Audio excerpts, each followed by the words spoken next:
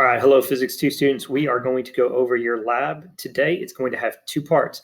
This is going to be your Torricelli's lab. The first part of the lab, you can see over my shoulder here, we've got a graduated cylinder. It's got five different wooden posts in it. I've drilled holes in the side of the graduated cylinder.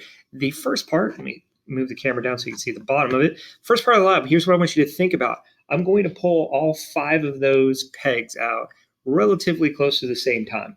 Here's the question I want you to think about. You don't have to do any math on this whatsoever.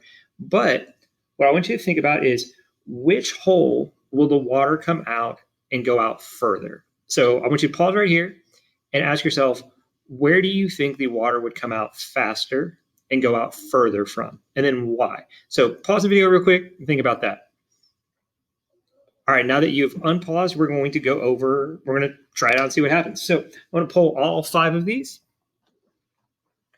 from this, and we're going to see which one does the water go out further.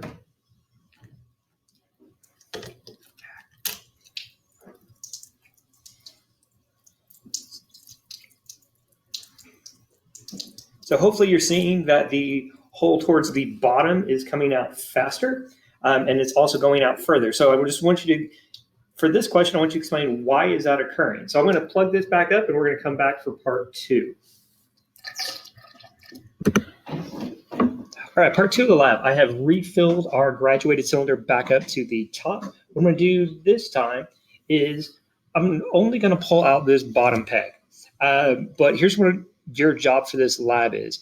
You need to predict where the water is going to land on the floor after I've pulled the peg out. So your job is to basically come up with a measurement so you can tell me where it's going to hit.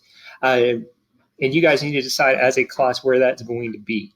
And then we're going to come back and I'm going to test it and we can see how close you guys were to accurate. So I'm going to give you guys a couple of different measurements so that you know. The first measurement you're going to need, got my meter stick. First measurement you're going to need is what is the distance from where the bottom hole is to where the water is filled up to. So I'm going to do that measurement for you. So I'm measuring from here to where the water is filled up to, and that is 28.5 centimeters. If you change that over to meters, which you should, that would be 0.285 meters. All right, the second measurement that you're going to need is how far is it from the tabletop down to the floor. And where we're going to measure from is not just from the tabletop, but from where that hole is. So that hole is right here. So if I measure that, flip my meter stick around,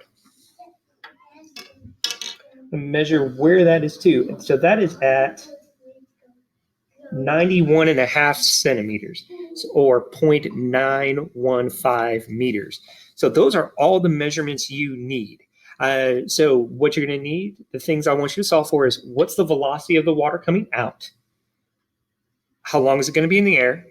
And where is it going to land away from the table? So where is it going to land out this direction? And then we're going to come back in a day and test to see if you're right. So those are the things you want to do with this lab is how fast is it coming out? Where is it going to, how long is it going to be in the air? And where is it going to land? If you guys have questions, feel free to swing by for office hours. Thank you guys. Bye.